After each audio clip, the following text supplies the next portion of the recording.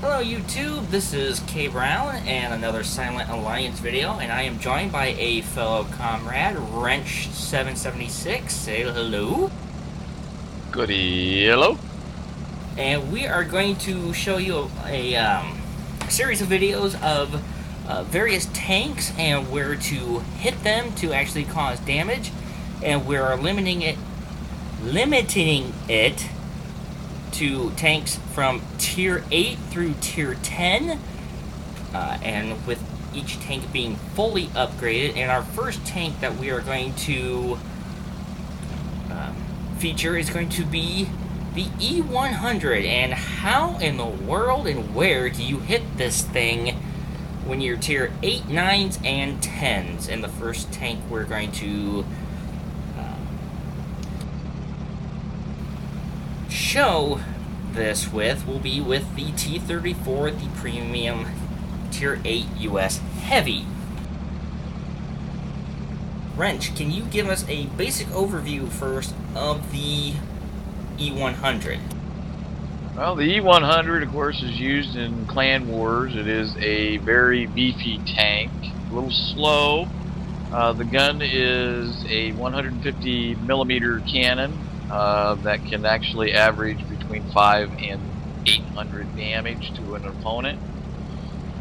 It does have weak spots. One area that you do not definitely want to hit is the upper plate where the little headlight is. You will bounce and not penetrate. Also the front of the turret. You cannot penetrate on either side of the gun. You can penetrate the little optics on top and the little light bar on top if you can hit it. Otherwise, the only weak spot in the front is the lower glacis.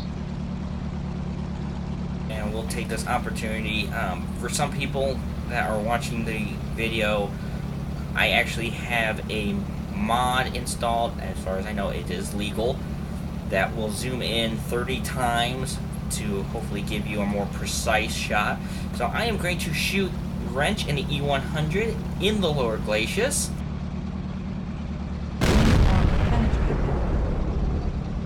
And there I did 358 damage. And did I cause any sort of structural or crew damage? Negative. Joined the server. You just penned me and did 358. Now, he also mentioned that little cone that's right here on top of the turret. Let's see how well I can actually hit it. You did 351 damage because you hit the light bar. Yeah, and that was actually a little off from where I wanted to hit, so I'm going to scoot over a little bit more, see if I can actually hit that cone. Which is the observation device on the tank. And that time, I just completely whiffed. No, you didn't whiff. The gun whiffed. Well, yeah. Upper air error, though.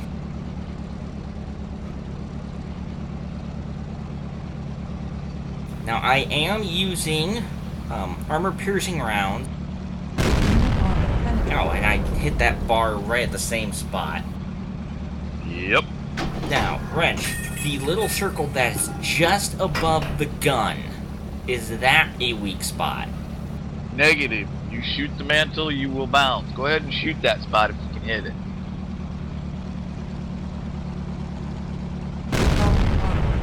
You penned my mantle. I thought you said you couldn't pen that mantle. I just learned something. Wow. As you see, everyone in YouTube land, you can learn something even when doing such videos like this. I never thought that was penetratable. Now, there is a little hole that's on the hull. That's where the driver's at, and if I can shoot in that general area, should be able to do injury to the driver.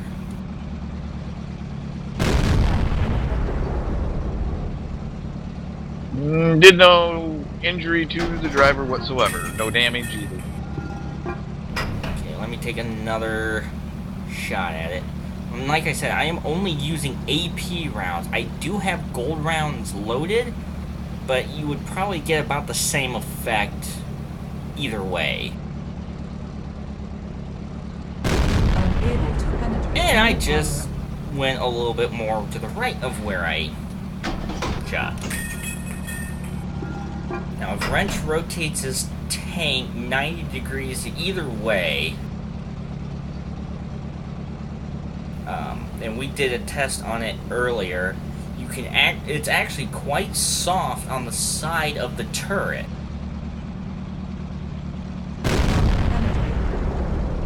You hit my ammo rack. Ah, so that's where the ammo rack is. Right there on the cross on the side of the tank, on the side of the turret. And also, a lot of people actually mistake that the side plates on the hull are actually strong pieces of armor. No, they are not. Anywhere on the side you can do damage to this tank, except for the tracks, of course. Track means about all you'll do. But anywhere above the tracks you can actually pen with a tier 8 tank.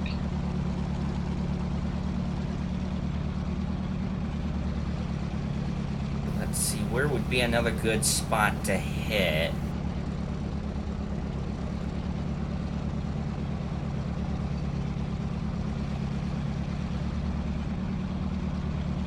And to kind of show you what... Wrench, go ahead and launch a round at me so we can actually demonstrate how powerful that gun is. 856 damage, and that is using AP, correct? That is correct. You always want to use AP on this tank because its gold round is HE, high explosive armor piercing, and it tends to bounce quite a bit. So I use standard AP rounds.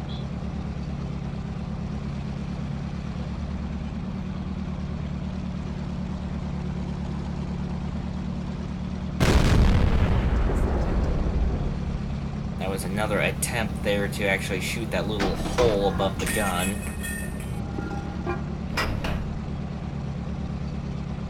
And, don't know if you all have noticed, we are actually at a distance of about 100 meters away from each other.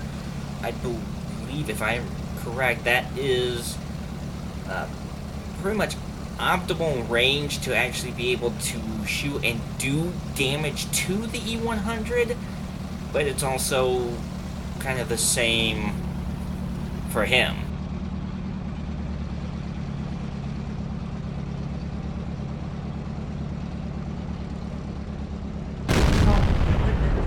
And they're trying to shoot what looks like to be the hooks for, I guess, for towing.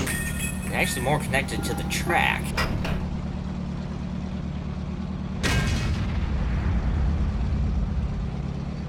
And I'm gonna guess you bounced that shot.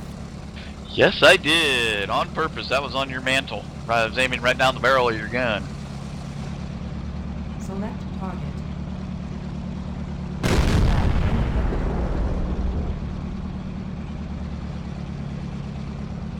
I want to try something also. This is HE. I carry 6 HE rounds for cap reset if I'm ever in a batch with it and I need to reset cap, and I want to show you what this thing can do. I am aiming at the ground underneath of K Brown here, and I damaged him. 399 damage, so the E-100 does have a splash radius gun. Yep, a little over almost 4 meters is the splash radius on the HE stock HE rounds. And that round I tried putting right down the barrel of your gun.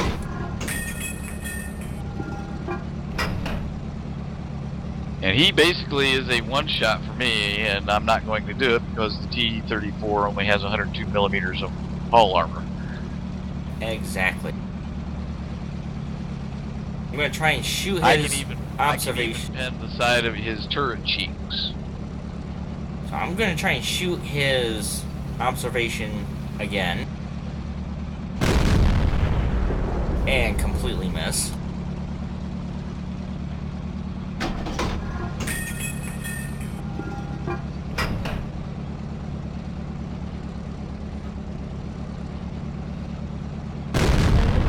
So, okay, so this is how to go against a E-100 back, and we will show you against the E-100.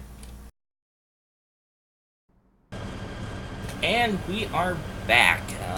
Now, I am actually in the M103, the Tier 9 US Heavy, and we are going to again attempt to shoot at the E-100 to see if we achieve the same results or if we get a little bit better results. So, lower glaciers. We do 407, so a little bit more damage than with the T-34.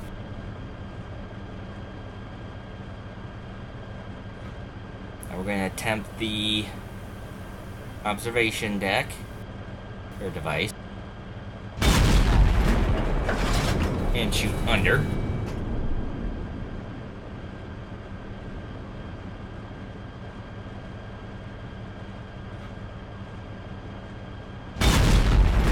And miss.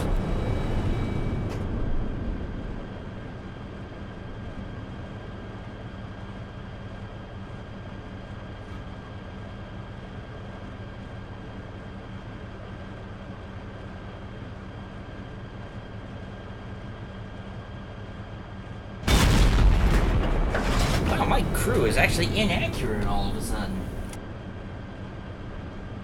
Now let's see if we can actually pen the gun mantle on the E-100 with this tank. Pen did no damage. Which was that in close to the same spot we hit with the T-34? Yes. Try to shoot the little sight device above the gun barrel. That one bounced. And Cruz is still inaccurate. They must have been drunk.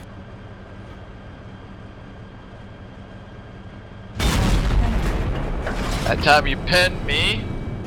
Looks and like that one is right above the mantle across the roof and hit the light bar. Which is good. Actually, that hit 3 things. Ah, did it cause damage to structures? Yes, 359. Ah, now let's try from the side. See if maybe we can actually get a better result in various spots. We'll try and hit where we hit the ammo rack with the T-34. Nothing on that one. The ammo rack is actually slightly behind the cross. Ah, we'll try and hit that spot again here. Yeah, you hit just in front of the cross, just a little bit. There you go, ammo rack. But probably not enough to actually cause the turret to actually pop off. Now, if I aim toward the back... You hit my fuel tank. So we can see where the actual fuel tank is. If I shoot a little bit further back than that, the question will be, will I do damage to the engine? Negatory. And then one more spot. Before you kill me, I would like to try something. Yes, let's see how much damage the E-100 does to the M103. Now, I am going to shoot you with the heat round out of this gun. At the hull, not at the turret. Actually does 759 in a spot that normally most tanks would actually bounce on this one, on the 103.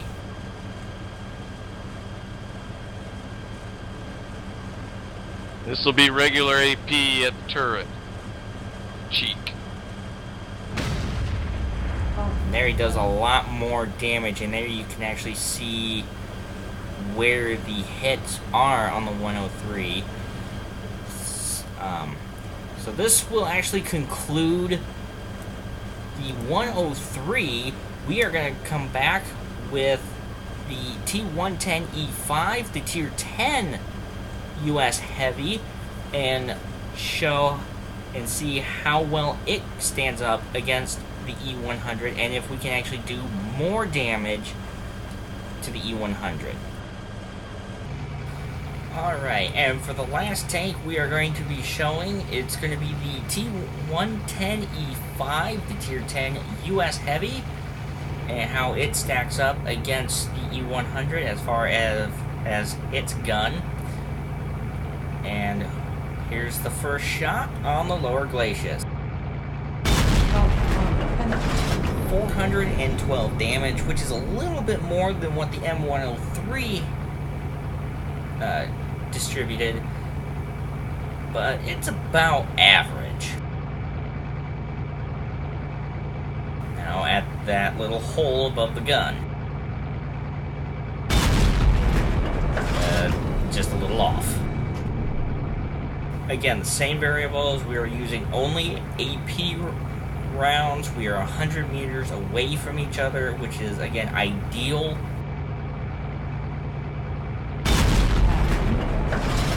Miss the observation deck. Go ahead and take a shot at my little headlight there.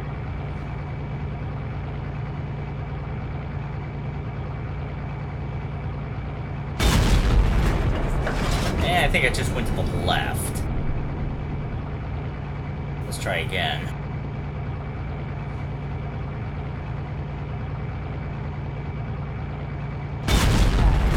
I actually hit the headlight head on this time.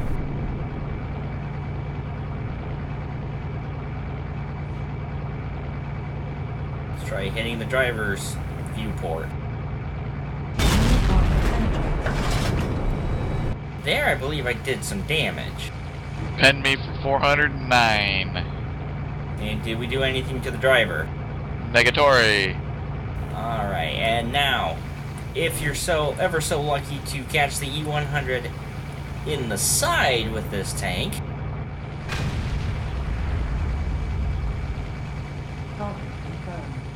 and he actually missed.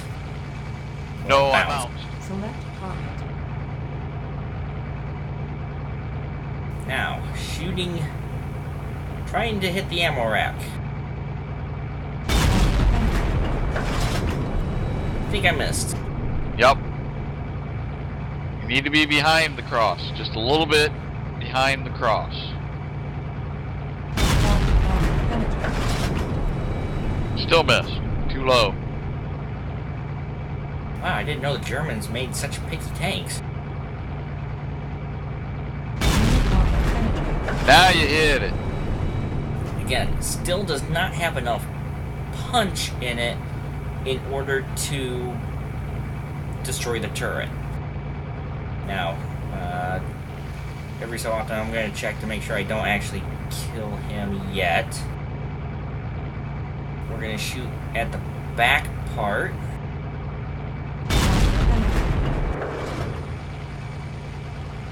That should have been the fuel tank.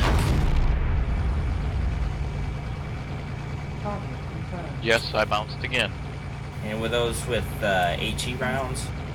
That there was heat round. High explosive anti-tank. The gold round. And the heat rounds, we want to definitely... oh wow, you actually hit the commander there. And he hit just below the little bubble turret on the top. Wow. That's precise, actually. Yes, this gun is highly accurate at close range. It drops off the farther apart you get. Now, one thing I definitely want to do is I want to come side by side and give you guys a little bit of a size comparison of these two tanks. The E-100, obviously, much bigger turret, much bigger hull, does not go as fast as the E5. I believe, what, the E5 goes about 15, 16 mile an hour? Or kmh. Yes, I do believe. And I average about 35 to 40 kmh. And being as both Wrench and I have participated in clan wars in the past, Wrench, would you ever take the E-100 into clan wars? Why and why not? Well, you take the E-100 into clan wars because number one, it's a meaty tank. It has quite a punch. It doesn't have to sit back like the tank destroyers do, and you can actually get this up. You have E5s or T-57s running with you. You can protect them while they reload and take the brunt of the damage while the 57 or the E5 reloads. It's just one of the tanks that they just take to clan wars because it's a meat tank. It's a meat shield. It's definitely, as a T110 E5 driver, definitely would be a tank I would want to hide behind. As you saw, I put 6 rounds in various spots that actually did damage, and I probably did, what would you say, maybe 10, 12 shots total?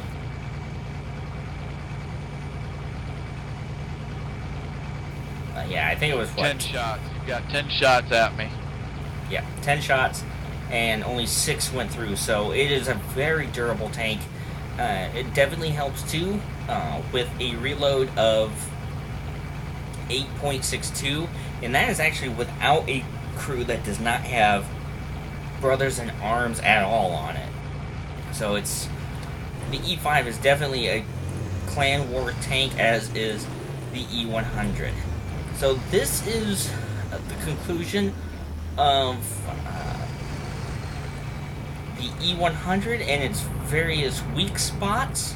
If you have any questions, please comment below, or you can directly PM Wrench776 or myself, and we will be more than happy to answer any questions you have on the E100 or the T110 E5, M103, or T34.